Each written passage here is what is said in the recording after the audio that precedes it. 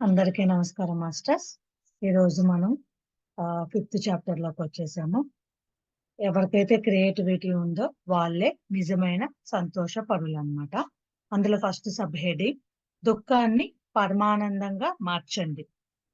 మీరు అనుసరించడానికి నా వద్ద ఒక్క సూత్రం కూడా లేదు. ఏ సాధారణ అవగాహన తప్ప. అదేంటంటే ఇది మీ జీవితం. ఆనందించండి. దానిని ఒక పాటలా, నృత్యంలా మలుచుకోండి. దుఃఖాన్ని వదిలేసి పరమానందం వైపు పరివర్తన చెందుతుంటే ఎవరైనా ఆపగలరా చెప్పండి? ఇక్కడ ఓషో గారు ఏం చెప్తున్నారంటే, చెప్పటానికి ఏమీ లేదు. ఎందుకంటే మన లైఫ్ మన ఇష్టం వచ్చినట్లు, మనకు నచ్చినట్లు జీవించాలి కాబట్టి, ఇది మన జీవితం.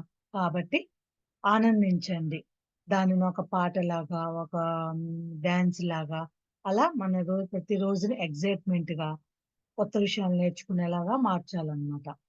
అంతేకాని మనం దుఃఖంలో ఉన్నామో, ఆ దుఃఖాన్ని వదిలేసి మనం ఎప్పుడైతే ఆనందం వైపు రావాలి అని మనం అనుకుంటామో అప్పుడు మాత్రమే రాగలుగుతాం. అలా వస్తాను అంటే దాన్ని ఎవరు ఆపలేరు కదా! ఎవరు ఆపగలరు చెప్పండి? మన లోపల ఉన్న సంతోషాన్ని ఎవ్వరికీ తెలియదు కాబట్టి, మనం ఆనందం, పరమానందం వైపు ఉంటే మనల్ని ఎవ్వరూ ఆపలేరు. ఎవరన్నా ఆపగలరా? లేదు. అలా ఆపడం ఎవరి వల్ల కాని పని. మిమ్మల్ని జైల్లో పెట్టి గొలుసులతో కట్టి పడేసినా కూడా మిమ్మల్ని నిర్బంధించటం ఎవరి వల్ల కాదు. అంత చేసినా కూడా మీ ఆత్మ ఇంకా స్వేచ్ఛగానే ఉంటుంది.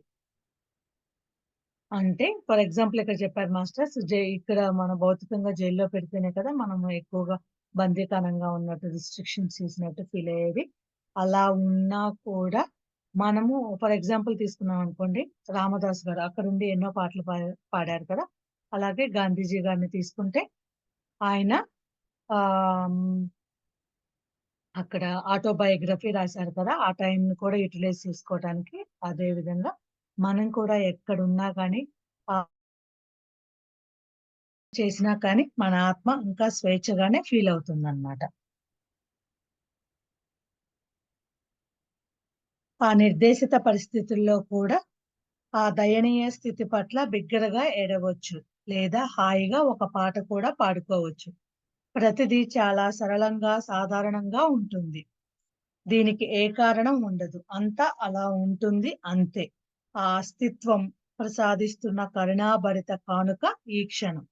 అంటే ఈ క్షణం ఎంత ఇంపార్టెంటు. మనకి మన హయ్యర్ సెల్ఫ్ నుంచి మన కాన్షియస్ నుంచి వస్తున్న ఒక గిఫ్ట్ ఏంటి అంటే, ఈ క్షణం. అంటే ప్రతి క్షణాన్ని మనం యుటిలైజ్ చేసుకోవటం అన్నమాట.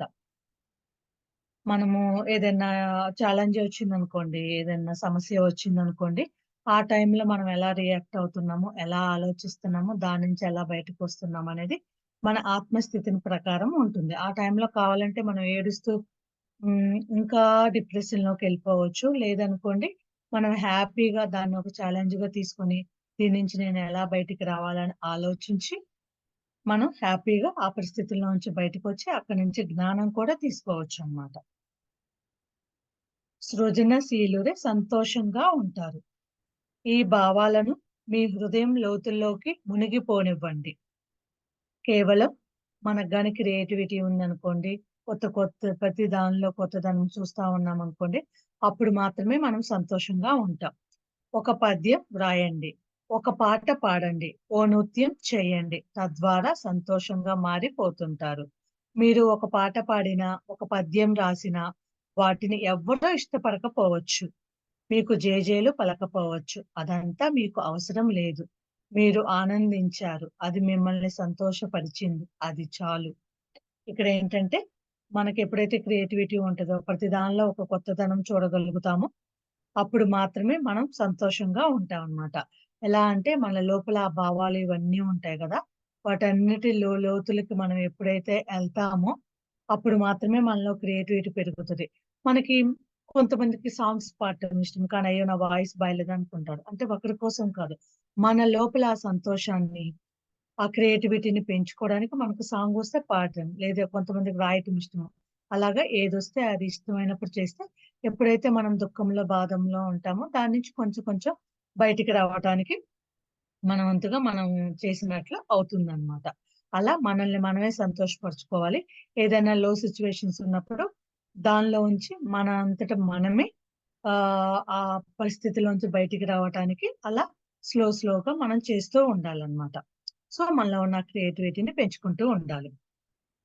జీవితాన్ని సాధ్యమైనంత సుందరంగా తీర్చిదిద్దుకోండి. ఎలా అంటే అది మనకు నచ్చాలి. మనం దానిలో ఆనందించాలి. ఇంకా పరమానందంగా ఉండాలన్నమాట. అలా జీవితాన్ని మనకు మనం సుందరంగా తీర్చిదిద్దుకోవాలి. నిజమైన మనిషి ఎప్పుడు సంతోషంగానే ఉంటాడని నేను చెప్పటం లేదు. నిజమైన వాడు ఎల్లప్పుడూ నిజంగానే ఉంటాడు. అంటే ఎప్పుడు సంతోషంగా ఉంటేనే వాళ్ళు సంతోషమైన వాళ్ళు అని అనుకోవటానికి లేదనమాట. నిజమైన వాడు ఎల్లప్పుడూ నిజంగానే ఉంటాడనమాట. అతడు దుఃఖంగా ఉన్నప్పుడు నిజంగా దుఃఖంగానే ఉంటాడు. దాన్ని జీవితంలో ఒక భాగంగా, ఒక పెరుగుదలగా స్వీకరిస్తాడు. ఏమాత్రం తిరస్కరించడు. అస్తిత్వం నిన్ను అలా ఉండటానికి ఎంచుకుంది. అందుకే నీకు జీవితాన్ని ప్రసాదించింది. అందువల్ల పూర్తి కృతజ్ఞతతో నీ జీవితాన్ని మరింత సుందరంగా మలుచుకో. ఒక కొత్త వ్యక్తిని నమస్తే అని పలకరించిన వాడు ఒక పువ్వును కూడా అదే ప్రేమతో పలకరించగలడు. పక్షుల కిలకిల రాగాలలో తనను తాను కూడా ఒక పక్షి అయిపోయి ఒక పాట పాడుకోగలడు. అంటే ఇప్పుడు మనం ఎందులో ఉన్నామో అందులో ఉండేలాగా అంటే మనం ఏదైనా క్లాస్‌లో ఉన్నామనుకోండి క్లాస్‌లోనే ఉండాలి. కుకింగ్ చేస్తున్నాం అనుకోండి కుకింగ్ చేసేలాగా ఎందులో ఉంటే అందులో మాత్రమే ఉండగలగాలనమాట. అలా మనల్ని మనం ఎప్పుడైతే జీవితాన్ని మనమే మార్చుకుంటామో అప్పుడు మన జీవితం సుందరంగా ఉంటుంది. అంటే వాడికి బాధొచ్చిందనుకోండి, ఆ బాధలోనే ఉండి దాన్ని ఎలా తీసేసుకోవాలో ఆలోచిస్తాడు.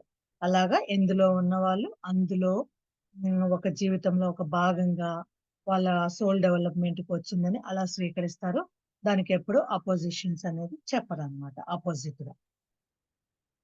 ఇందులో క్రియేటివిటీలో ఫస్ట్ దుఃఖం మనము దుఃఖం నుంచి బయటకొచ్చి మనకు మనమే పరమానందంగా మార్చుకోవాలి. సెకండ్‌ది సృజనశీలుడే సంతోషంగా ఉంటారనమాట. అంటే ఎవరికైతే క్రియేటివిటీ ఉంటదో వాళ్ళు ఏదైనా ఇబ్బందిగా ఉన్నప్పుడు దాన్ని వాళ్ళు డెవలప్ చేసుకోవాలి. డాన్స్ చేయగలిగే వాళ్ళు డాన్సు అలాగా మనల్ని మనం డెవలప్ చేసుకుంటూ ఉండాలి. జీవితాన్ని సాధ్యమైనంత సుందరంగా తీర్చిదిద్దుకోవాలనమాట. మనం మెడిటేషన్‌కి రాకముందు అంతే గదా మాస్టర్స్ ఏం చేస్తున్నాము? జీవితంలో ఏది సంతోషమో, ఒక బాధొచ్చినప్పుడు ఎలా కుంగిపోతూ ఉంటామో, ఇవన్నీ మనము చూడమనమాట. ఇప్పుడు ఎప్పుడైతే ఇక్కడికొస్తామో ప్రతి ఒక్క దుఃఖపరమైన సిట్యుయేషన్స్ అన్నీ ఒక ఛాలెంజ్‌గా తీసుకొని, మనం అక్కడి నుంచి ఎదగటం అనేది స్టార్ట్ అవుతూ ఉంటాము. నెక్స్ట్‌ది అహం అతి కోసం మిమ్మల్ని భిక్షమెత్తిస్తుంది. ఫస్ట్ సబ్ హెడింగ్ అహం చాలా బలహీనమైనది. అహం వల్ల మీకు ఎప్పుడైనా శక్తి గలవారం, గొప్పవారం అని అనిపించిందా? మనకు అహం వేస్తే నేను, నాది, నా వల్లనే జరిగిందని ఉంటది కదా! అలా ఏమనిపిస్తదంటే నేనే గ్రేటు, నేనే అందరికంటే గొప్ప అట్లాంటివి మీ అనిపిస్తూ ఉంటుంది. అలాగా మీకు కూడా అనిపించిందా? అని క్వెషన్ చేసుకోండి.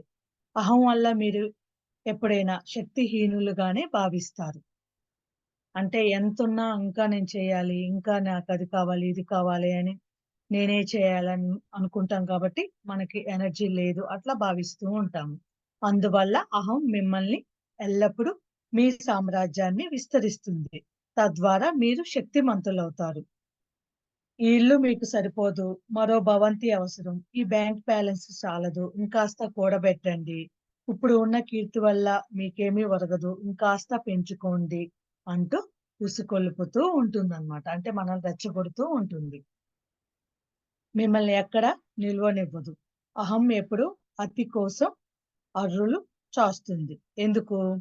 ఇట్లా మనకున్న దాంతో సాటిస్ఫై అవ్వకుండా ఇంకా కావాలి, ఇంకా కావాలి అని మనల్ని రెచ్చగొడుతూ ఉంటుంది కదా! అది ఎందుకు? నిజంగా అదే శక్తివంతమైనదైతే అలా ఎందుకు అర్రులు చాస్తుంది? ఈ అతి కోసం భిక్షమెత్తటం తెలిపేది ఏమిటంటే, అహం ఎల్లప్పుడూ తక్కువతనాన్ని, బలహీనతను అనుభవిస్తూ ఉందని. మీ వద్ద ఒక రూ. 1,000,000 ఉన్నా కూడా బలహీనులే అనుకుంటారు. ఎందుకంటే, మీ అహం ఈ మిలియన్ల వల్ల ఏమవుతుంది? మరో 10,000,000 కావాలి, 10,00,00,000 కావాలి అని మనల్ని రెచ్చగొడుతూ ఉంటుందన్నమాట. కానీ నేను అంటాను 10,000,000 సంపాదించుకున్నప్పుడు మరో పదంతలు శక్తిహీనులవుతారు. అదంతే. దాని సహజ స్వభావం అది మరి. అంటే ఇక్కడేంటంటే మనకెప్పుడైతే అహం ఉందో, మనమే శక్తివంతం, మనమే గొప్పవాళ్ళం, నేను అని ఆ ఫీలింగొస్తది. మీ ఎవరికైనా వచ్చిందా? ఒకసారి చెక్ చేయండి. ఇదేంటంటే మనకున్నదంతా సాటిస్ఫై చేయకుండా ఇంకా కావాలి, ఇంకా కావాలని మనల్ని ఇంకా పరుగులు తీసేలాగా చేస్తుంది. ఎక్కడ మనశ్శాంతిగా, సాటిస్ఫైగా ఉండేలాగా చేయదనమాట. నిజంగా అదే శక్తివంతమైంది అయితే, అదే గొప్పది అయితే, ఇంకా కావాలి అని ఎందుకు ఇంకా పరుగులు తీస్తుంది? ఒక్కసారి సెల్ఫ్ చెక్ చేసుకోండి. ఇదేంటంటే అది బలహీనమైనది కాబట్టే అది ఇంకా కావాలి, ఇంకా ఏదో కావాలి అని మనల్ని ముందుకు తోస్తూ ఉంటుందన్నమాట. మన దగ్గర ఎన్ని డబ్బులున్నా ఇంకా సంపాదించాలి అని అంటుంది. ఆ విధంగా మనల్ని ఏంటంటే మనం ఎంతైతే తాపత్రపడుతూ వాటి కోసము మనం పరుగులు తీస్తామో అప్పుడు పదంతలు మనము ఎనర్జీ లాస్ అవుతూ ఉంటామన్నమాట. ఎందుకు అని మీ అందరికి డౌటొస్తే దాని సహజ స్వభావం. ఏదైతే అవసరమో దాని వైపు పరుగులు కాకుండా, ఈ అహం వైపు మనం ఎప్పుడైతే అది మనల్ని ప్రలోభపెడుతూ ఉంటుంది. అది చెయి, ఇది చెయి అని. దాని వైపు ఎప్పుడు ఎళ్తామో అప్పుడు ఆటోమేటిక్‌గా మనల్ని అది బలహీనపరుస్తూ ఉంటుంది. Next sub heading. అహం ఆధిపత్య అంటే ఒక పొజిషన్ కోసం కలలు కంటూ ఉంటుంది. అహంతో ఏమీ జరగబోదు. ఎంతెంత అధికారం మీకు వస్తూ ఉంటే అంతంత అంధకారహీనులు అయిపోతున్నట్లు మీకు తెలిసిపోతుంది. ధనికులు అంటే డబ్బులెక్కువ సంపాదిస్తున్న కొద్దీ బీదగా భావిస్తారు. ఎంతెంత ఆరోగ్యవంతులవుతున్న కొద్దీ అంతంత మృత్యు పట్ల మీలో భయం పెరుగుతూ ఉంటుంది. మీరు ఎక్కువ కాన్షియస్ అయిపోయారనుకోండి ఆరోగ్యం గురించి, అరే! నాకు ఈ జబ్బొస్తే నేను చనిపోతానేమో అని అలా భయపడుతూ ఉంటారనమాట. యుక్త వయసుకు మారుతున్న కొద్దీ ముసలితనాన్ని దగ్గరవుతున్నారని దిగులు పడుతూ ఉంటారు. ప్రతి దానికి ఆ పక్కనే దానికి విరుద్ధమైనది నెలకొని ఉంటుంది. తరచి చూస్తే మీలోని ప్రతి విషయానికి దానికి వ్యతిరేకమైన విషయం దగ్గరికి వస్తుంటుంది. మీ గొంతు చుట్టూ ఉచ్చు బిగుస్తున్నట్లుగా తెలిసిపోతుంది. బాహ్యంగా మీరు ఎంత అందంగా ఉంటే లోపల అంత అందవిహీనంగా ఉంటారు. అధికారాన్ని అహం ఎప్పటికైనా పొందదు. అది ఎప్పటికీ ఆధిక్యం కోసం కలలు కంటూ, పథకాలు వేసుకుంటూ, వ్యర్థ ప్రయత్నాలు చేస్తూ ఉంటుంది. కానీ అవన్నీ కేవలం కలలే తప్ప మరేవి కావు. మనకెప్పుడైతే ఒక అహంలోకి మనము ఆ క్వాలిటీని కలిగి ఉన్నామో, ఆ పొజిషన్ కావాలి. ఎక్కడైనా జాబ్ చేస్తున్నాం అనుకోండి, నేనే టాప్ పొజిషన్‌లో ఉండాలి అని దానికోసము ఎలాంటివి తప్పుగా అయినా చేస్తారనమాట. అదేంటంటే మనల్ని స్లోగా అత్యంత అంధకారహీనులుగా, ఇంకా తక్కువ స్థాయికి పడిపోయి, మన సహజ స్వభావం నుంచి దూరంగా నెట్టివేస్తదనమాట. మనము ప్రతిదానికి మంచుంటే చెడు, దుఃఖముంటే బాధ ఇలా ఏదైతే అపోజిట్ ఉంటాయో అవన్నీ ఉంటాయన్నమాట. అవన్నీ ఒక పక్క పక్కనే ఉంటాయి. కానీ ఎప్పుడైతే అహం ఉన్నామో ఆపోజిట్ వైపు మనం ఎక్కువగా అట్రాక్ట్ అవుతూ ఉంటాం. ఆ విరుద్ధత వైపుకి మనం ఎక్కువగా పుష్ చేయబడుతూ ఉంటామన్నమాట. కాబట్టి ఏదైతే అహం ఉందో మనం ఏదైతే పొందాలనుకుంటున్నామో అప్పుడు విరుద్ధత వైపు ఎళ్తాం కాబట్టి చెడు వైపు ఎక్కువ అట్రాక్ట్ అవుతూ ఉంటామన్నమాట. ఇవన్నీ ఉపయోగపడని ప్రయత్నాలన్నమాట. కాబట్టి ఆ టైంలో మనకు ఓన్లీ కలలుగానే ఉంటాయి గానీ, మన రియాలిటీలోకి రాము. దానిలోంచి ఎప్పుడైతే బయటికొస్తామో అప్పుడు ఆటోమేటిక్‌గా మనం ఒక పొజిషన్ అనేది మనకి వస్తుందన్నమాట. నెక్స్ట్‌ది ఎండమాములు ఒక భ్రమ. ఎండమాముల్లో నీరు ఒక భ్రమ. అహపు లక్ష్యాలన్నీ కూడా అంతే. కానీ అవి ఒక భరోసాని ఇస్తాయి. మీరేమో భ్రమపడుతూ ఉంటారు. ఏదో ఒక రోజు గొప్పవాడిని కాకపోతానా అని. ప్రస్తుతానికేమో దిగులుగా, బలహీనుడిగా, అధముడుగా, ఆత్మ న్యూన్యతతో కుంగిపోతుంటారు. కానీ భవిష్యత్తులో, ఊహల్లో, కలల్లో మాత్రం అత్యంత శక్తివంతులుగా మారతాం. మారాలి అని అనుకుంటాము. ఇదెలా అంటే విజువలైజేషన్, మేనిఫెస్టేషన్‌లో మనము చెప్తా ఉంటారు గదా! మనం ఫీడ్ చేసుకోవాలి, మేనిఫెస్టేషన్ అవ్వాలి అంటే, అప్పుడు ఫ్యూచర్‌లో అలా ఉండాలి, ఇలా ఉండాలి అని అనుకుంటాము. కానీ ఇప్పుడు ఎలా ఉంటున్నామో అని ఆలోచించము. ఇప్పుడు చాలా లోగా ఉంటాము. మనల్ని మనం సెల్ఫ్ క్రిటిసైజ్ చేసుకుంటూ ఉంటాము. మనం చాలా లో మైండ్ సెట్‌లో ఉంటాము. అలా ఉంటాము. కానీ ఫ్యూచర్ మాత్రం అది కావాలి, ఇది కావాలని తెగ మేనిఫెస్టేషన్‌కి మన ప్రయత్నాలు చేస్తూ ఉంటాము. ప్రపంచాధినేతవి అయ్యో లేక అమెరికా అధ్యక్షుడు అయ్యో ఏలుతున్నట్లు ఒక కుర్చీలో కూర్చొని పగటి కలలు కంటుంటూ ఆనందిస్తూ ఉంటాం. ప్రతిరోజు అందరి దృష్టి అంతా మీపై పడాలని తపన పడుతుంటారు. ఈ తపన కూడా మిమ్మల్ని ఉద్రేకపరుస్తూ అదొక రకమైన మత్తుని ఇస్తుంది. మీరు ఆ విధంగా కలలు కంటున్నప్పుడు అదో రకంగా, గంభీరంగా, టీవీగా ఏదో వైవిధ్యంగా నడుస్తుంటారు. డిఫరెంట్‌గా మీరు చేస్తూ ఉంటారనమాట. మనల్ని ఎక్కువ అది ప్రలోభ పెడుతూ ఉంటుంది కదా! అప్పుడు మనం ఆ ట్రాన్స్ స్టేట్‌లోనే ఉంటాము. నాకు ఫ్యూచర్‌లో ఇన్ని కోట్లు మనీ కావాలి, మనీ కావాలి, మనీ కావాలని ఇట్లా ప్రతిదీ మనం కలలు కంటూనే అదొక ట్రాన్స్ స్టేట్‌లో మత్తుగా ఉంటామనమాట. అలా కాకుండా అది ఒక భ్రమలాగా ఉండకూడదు. అదొక రియాలిటీలోకి రావాలి. అంటే ప్రతి క్షణాన్ని మనం రియాలిటీలో ఎప్పుడైతే జీవిస్తామో ఫ్యూచర్‌లో అదొక భ్రమలా కాకుండా అది మనకొక రియాలిటీ‌లోగా వస్తుందనమాట. మీరు వెతకనప్పుడు అదే వస్తుంది. ఇది నెక్స్ట్ సబ్ హెడ్డింగ్. మీ శక్తినంతా కలలకే పరిమితం చేసినప్పుడు మీల్ మీరు శక్తిహీనులుగా మిగిలిపోతారనమాట.